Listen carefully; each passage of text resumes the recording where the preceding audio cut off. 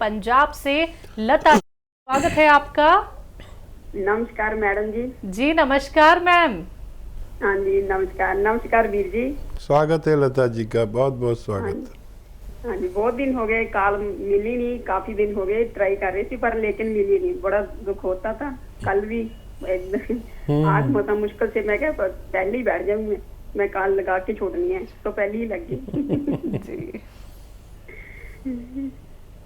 बताइए। और भाई साहब ठीक हो? मैं ठीक हूँ, आप बताइए, सब खैरियत है घर में? हाँ जी, शैलजा बहन ठीक है? जी हम ठीक हैं, आप कैसी हैं? हाँ ठीक है बहन, आपको देख कर तो बहुत अच्छे हो जाते हैं हम। हाँ जी भाई साहब, ये सवाल पूछना चाहती हूँ मैं, जो अपन लहसुन वाला नुस्खा बनाते हैं, लहसुन अदरक, इसमें आप हम 2 हिस्से जैतून का सिरका डाल सकते हैं नींबू की बजाय? बहुत ही अच्छा सवाल किया है, बहुत मज़ा आ गया मुझे। वाकई आपने बहुत हक अदा कर दिया मेरी बहन होने का। बहुत ही अच्छा सवाल किया, वाकई आप डाल सकते हैं 2 हिस्से उसका। दरअसल मैं इसलिए नहीं बताता कि फिर लोग कंफ्यूज हो जाएंगे। ये बात मैंने महसूस की थी, लेकिन आज आपके होठों ने ये बात बोल दी। आप ज़रूर डाल सकते हैं। और कोई सवाल हो तो बताइए। हाँ भाई, एक मैं ये पूछना चाहती हूँ, कल एक लेडीज ने पूछा था कि मेरी एक जाड़ में दांत में गर्म लगता है और एक जाड़ में ठंडा लगता है। आपने बताया था कि भी नस दब जाती है, वो कोई और होती है, नस जो कोई और होती है। उसने यही सवाल किया था कि एक में ठंडा लगता है और एक में गर्म। आपको याद है? हकीम हाँ, साहब दाढ़ में नहीं था वो, मेरे ख्याल से टांग में था। जैसे दाढ़ में अगर कभी भी एहसास होता है ये, तो वो ठंडा भी लगता है, गर्म भी लगता है, लेकिन वो मुझे याद आ गया, वो टांग में था। उसकी दोनों तरफ की नसें दबी हुई थी उनकी, और ये होता है। दरअसल इसकी ना 4-5 कैफियत है। जो नर्व हमारे कमर में दब जाती है, तो उसकी 4 या 5 कैफियत होती हैं। देखिए, एक तो जलन होती है, एक सुन्न होता है, सुन्न में ठंडा भी लगता है। नस बहुत बुरी तरह दबी हो तो या तो ठंडा सा लगेगी बॉडी उस तरफ की, या सुन्न लगेगी। ये 2 कैफियत। एक खिंचाव होता है, दर्द होता है, और जलन तो वही गर्म हो गया। तो कुछ इस प्रकार से उनकी नसें कमर में डिस्क में दबी हुई थी कि वो एक बुरी तरह दबी हुई थी और एक कुछ कम दबी हुई थी, लेकिन दबी हुई दोनों काफ़ी थी। और ये नुस्खा उनको दे सकते हैं, ऐसे मरीज़ को, कौन स्याह वाला। और काफ़ी वक्त लगता है, ऐसे मरीज़ को 1 साल भी लग जाता है। और बहुत एहतियात, और वो सब एहतियात जो मैं बताता हूँ, वेस्टर्न टॉयलेट और वज़न ना उठाना, और दुपट्टा जो लपेट के कमर के नीचे बताता हूँ, वो सब करने से, लेकिन टाइम बहुत लगता है, इसका भी ठीक होना मुमकिन है। अक्सर लोग ऑपरेशन भी करा लेते हैं, ऑपरेशन के बाद भी परेशानी रहती है, तो फिर दवा खाएंगे तो और ज़्यादा तेज़ी से फ़ायदा मुमकिन है। जी बहुत बहुत शुक्रिया लता जी हमारे साथ जुड़े रहने के लिए। मैम अगले कॉलर हैं हरियाणा से संतोष जी, स्वागत है आपका। मैम लाइन पे हैं? चलिए, शायद आपसे संपर्क हमारा टूट गया है, फिर से आप संपर्क साधने का प्रयास कीजिएगा। कार्यक्रम में कॉल नहीं लग पाती है तो हेल्पलाइन नंबर पे आप कांटेक्ट कर सकती हैं। हकीम साहब, लता जी के ज़रिए एक और नुस्खा हमें पता चल गया है कि अगर हम लहसुन अदरक का रस निकालते हैं तो हम उसमें नींबू का रस भी छोड़ सकते हैं और जैतून का सिरके का इस्तेमाल कर सकते हैं। और देखिए, मेरे जो व्यूवर्स हैं ना, चाहे वो लता जी हों या सुधा जी हों या जी कावेरी जी हों, ये सब पढ़े लिखे और समझदार हैं। बिल्कुल। और मुझे इतना अच्छा लगता है कि ये लोग इतनी डीप सोच रखते हैं। मतलब एक तरह से मेरा ही रूप है जी। कि जैसे मैं सोचता हूँ दवाओं के बारे में, मेरे दिमाग में कुछ और होती नहीं। मेरी बीवी भी आती है कि मेरे कमरे में, तो कहती है कि अब मैं आती हूँ तो आप इसमें ही लगे रहते हो, दवाइयों में लगे रहते हो। कभी कभी तो उसकी आंखों में आंसू भी आ जाता है। कल आ गया था। तो मैं बस दवाइयों में पैदा हुआ, दवाइयों से खेला और दवाइयों में ही शायद मेरी मौत होगी। तो मैं तरह तरह से सोचता हूँ, और जो मैं सोचता हूँ मेरे व्यूवर्स वही सोचते हैं। ऐसा कैसे हो गया? क्या दुनिया के सबसे बेहतरीन लोग मेरे साथ जुड़ गए जो मेरी तरह सोचते हैं? पता नहीं, कुछ समझ में नहीं आता। और लेकिन ये बात है खुशी की, जब किसी के व्यूवर्स उसकी तरह सोचने लगे तो समझ लीजिए उस शख्स को कामयाबी मिलनी शुरू हो गई। और मैं बहुत धन्य हूँ कि दुनिया के सबसे बेहतरीन लोग मेरे साथ जुड़े हुए हैं। बिल्कुल। अगले कॉलर हैं इंदौर से कर्नल वर्मा जी, स्वागत है आपका। नमस्कार। नमस्कार सर। आदाब हकीम साहब। आदाब, जय हिंद, स्वागत। कैसे हैं आप लोग दोनों? हम ठीक हैं। मैं तो अपनी बताऊंगा भाई, इनकी इनसे पूछ लीजिए। मेरे लिए तो दोनों ही बराबर हैं। चलिए, मैं तो ठीक हूँ, आप बताइए कैसे हैं? बस मेरी सब सुकून से, खैरियत से, अल्हम्दुलिल्लाह। आप लोगों की सब आपके साथ जुड़ रहा है, फिर क्या है? जी। तो मैं एक सबसे सवाल तो बाद में करूँगा, मैं सबसे पहले तो एक बात बोलूँगा कि आप बोलते हैं कि मुझे 30 साल हो गए साहब, मगर जो गुजरे हुए 27 साल के अंदर जितने आपके साथ में लोग भी जुड़े होंगे, जो 3 साल में लोग जुड़े हैं, और आप रिटायर की घोषणा अभी करना चाहते हैं आप, तो 30 साल 27 साल एक तरफ रख दो आप, और 3 साल एक तरफ रख दो आपके। महीने महीने वसल के घड़ियों की सूरत उड़ते जाते हैं। वसल माने मिलना भी है और मरना भी है। वसल विशाल माने मिलना भी है और मरना भी है। वो शेर कहा था गालिब ने, महीने वसल के घड़ियों की सूरत उड़ते जाते हैं, मगर लम्हे जुदाई के कटा करते हैं बरसों में। तो वही हाल हो रहा है। माफ़ कीजिएगा, आप सवाल फरमाइए। सवाल तो मैं एक जैसे कि उन्नाव और सफिस्तान वाला एक नुस्खा होता है, मोट और अलसी और कलौंजिया वाला नुस्खा होता है, और 6 असिया। मतलब मैं ये पूछना चाहता हूँ कि तेरा सवाल तो ये कि हर नुस्खे के साथ में अगर जैतून का नमक यूज किया जाए तो उससे कोई नुकसान आपको नहीं होंगे, पहला। और दूसरा ये पूछना चाहता था कि ये जो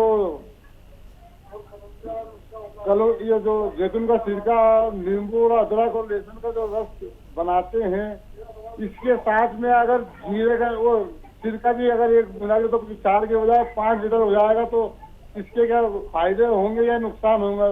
और एक चीज और पूछना चाहता था कि जीरे का सिरके का मिजाज ठंडा है या गर्म है या दरमियाना है, वो बताएं। अरे वाह, आज तो सारे सवाल ही ऐसे आएंगे, ऐसा लग रहा है। आज ऐसा लग रहा है सारे सवाल ऐसे ही आएंगे जो सवाल अभी तक नहीं हुए हैं। अच्छा, जीरे के सिरके का मिजाज मुतदिल है, ना गर्म है ना ठंडा है, दरमियानी है। ये भी अच्छा सवाल कर लिया आपने ताकि लोगों तक पहुंच सके। वैसे सिरके का मिजाज ठंडा होता है क्योंकि ये जीरे का है, इसलिए इसका ठंडा और गर्म मिलके मुतदिल बनता है, यानी दरमियानी, ना गर्म ना ठंडा। तो किसी भी मिजाज के लोग इसे ले सकते हैं। दूसरा सवाल कि आपने कहा कि ये जो नुस्खे जात मैं बताता हूँ, अगर उन सब में नमक ज़ैतून इस्तेमाल कर लिया जाए तो कैसा रहे। बहुत अच्छा सोचा आपने। दरअसल मेरा प्रॉब्लम पता है क्या है कर्नल वर्मा साहब, कि मैं नुस्खे को सस्ता करना चाहता हूँ और उस चक्कर में कई नुस्खे बताता नहीं हूँ, वरना मेरा दिल चाहता है कि मैं इन सबको बताऊं कि इसमें एक चुटकी नमक ज़ैतून के साथ लें, क्योंकि ये दुनिया की बेहतरीन नमक कहलाते हैं, नमक ज़ैतून या नमक कलौंजी, अगर असली मिले तो। मैं इससे इतना इम्प्रेस हूँ कि मैं खुद लेता हूँ, और क्या इसके असरात हैं मैं महसूस करता हूँ। दरअसल इन सब दवाइयों को मैं महसूस करता हूँ जैसे ये मुझसे बातें कर रही हों, और फिर इन दवाइयों के बाद बातें करते हैं मेरे व्यूअर्स, जिनमें आपका नाम भी है। तो अगर मैं ये सबको लाजिम कर दूं कई चीज़ों का, तो मेरा दिल ये चाहता है कि मैं कहूँ कि ये आपको लाजमी तौर पर खाना है। फिर मैं सोचता हूँ, मशहूर हूँ कि 10, 15, 20 रुपए का रोज़ दवा में आदमी का काम हो जाता है। और कई बार लोग ये सोचने लगते हैं कि बहुत महंगी हो गई दवा। हालांकि एक डॉक्टर भी 50-100 रुपये, 500 रुपये, 1000 रुपये फ़ीस लेता है। आजकल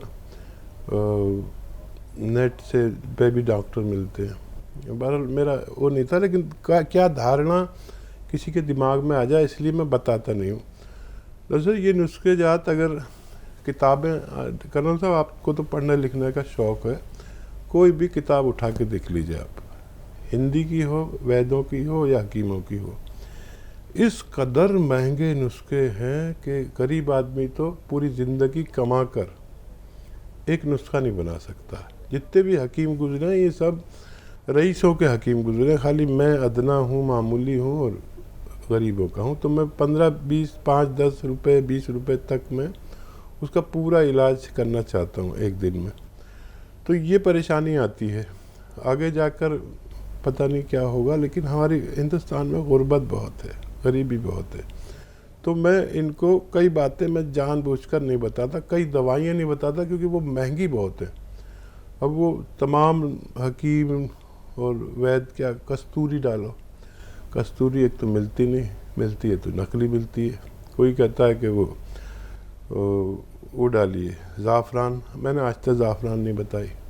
ज़ाफ़रान कितनी महंगी है, यानी ज़ाफ़रान को क्या कहते हैं हिंदी में, वो कैसर। अच्छा, ये तो सस्ती है। फिर और मुश्क कस्तूरी को कहते हैं मुश्क। अंबर भी 12-15 लाख रुपए किलो। मरीज़ तो मर जाएगा, मेरे मरीज़ किसी और गरीब हकीम को ढूंढ लेंगे। तो बहुत सी दवाएं, नुस्खे मैं बताता नहीं हूँ कि ये लोग बुरा मानेंगे कि ये दवा नुस्खा बताने आए, दवा बेचने आए। बस मैं तो एक ही बात कहता हूँ कि असली ले लें, असली लेंगे तो फ़ायदा मुमकिन है। जी, एक और सवाल था, लहसुन, अदरक और जो नींबू का आप बताते हैं उसमें जैतून का सिरका भी और ज़ीरे का सिरका भी इस्तेमाल किया जा सकता है? हाँ देखिए, किया तो जा सकता है और ज़रूरी नहीं है कि इसके साथ ही करें, अलहदा से भी ले सकते हैं अगर ज़रूरत पड़े तो। इसमें मिलाना ज़रूरी नहीं है, मिलाकर भी ले सकते हैं। आज सारे सवाल बहुत अच्छे आए, मैं बड़ा खुश हो गया कि वाकई लोग यूनानी पे तवज्जो दे रहे हैं, हिकमत पे तवज्जो दे रहे हैं। ये अब मुझे लग गया कि अब ये यूनानी बहुत उरूज पर जाएगी, अब इसे कोई रोकने वाला नहीं।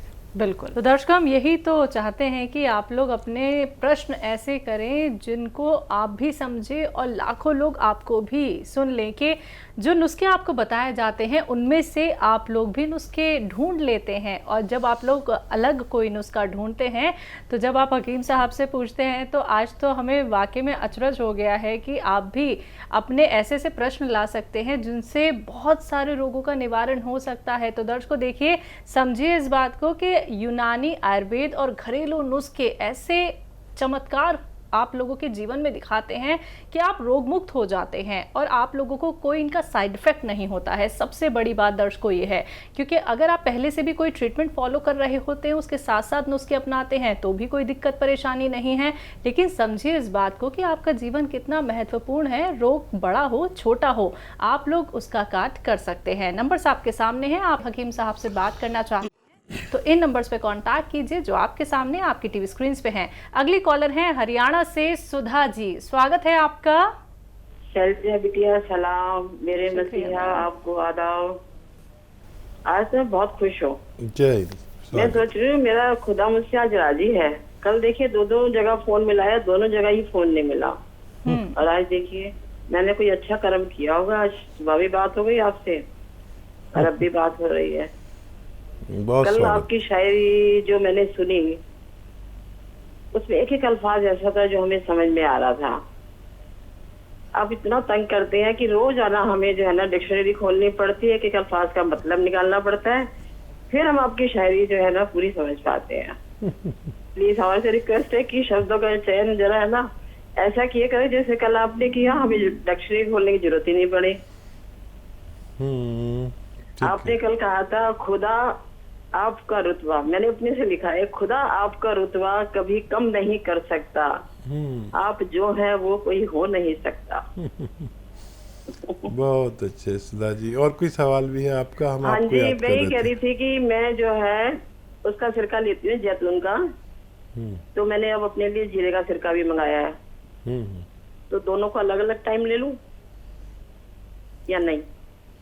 हाँ, अलग अलग भी ले सकते हैं, साथ में भी ले सकते हैं। बहुत शुक्रिया। हाँ देखिए, वो शायरी जो है सुधा जी, ये इसको खिदमत उर्दू कहा जाता है, अदब की खिदमत, भाषा की खिदमत।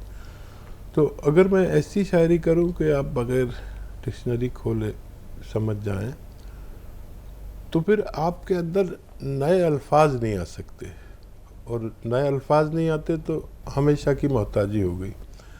अगर मैं पूरी गज़ल में, मैं तो रोज़ एक गज़ल कहता हूँ और वो चैनल पे सुनाता हूँ, तो मुझसे कुछ मिलना चाहिए आपको, चाहे एक लफ्ज़ मिले या दो लफ्ज़ मिले। मुझे मालूम है कि मैं एक एक दो दो लफ्ज़ करके सीखा हूँ, और फिर मैंने उर्दू से बीएड किया, और एक ज़माना था मैं नहीं जानता था। तो जो शख्स भी दो दो लफ्ज़ करके सीखेगा वो इस बुढ़ापे में भी बीएड कर सकता है उर्दू में, ये मेरा मानना है। क्योंकि मैंने किया है, अभी 2 महीने पहले बीएड किया उर्दू से इस बुढ़ापे में। तो आसानी जो है आदमी को बेकार कर देती है। थोड़ी सी नॉलेज के लिए थोड़ी सी डिक्शनरी खोलनी पड़ती है, डिक्शनरी खोलते हैं तो दिमाग में अल्फाज रह जाते हैं। जिसके दिमाग में जितने अल्फाज हैं, मैं बोलता हूँ तो मेरे दिमाग में है, आप अगर नहीं बोल पाएँ तो आपके दिमाग में नहीं रहते। तो दिमाग जो है ना, वो डिक्शनरी बन जानी चाहिए, तो हम उर्दू की भी खिदमत कर पाएंगे, शायरी की भी, अदब की भी, भाषा की भी। तो मैं तो बड़ा खुश नसीब हूँ कि आप जैसे लोग मेरी बात पर तवज्जो देते हैं, वरना आजकल बेटा बाप की नहीं सुनता।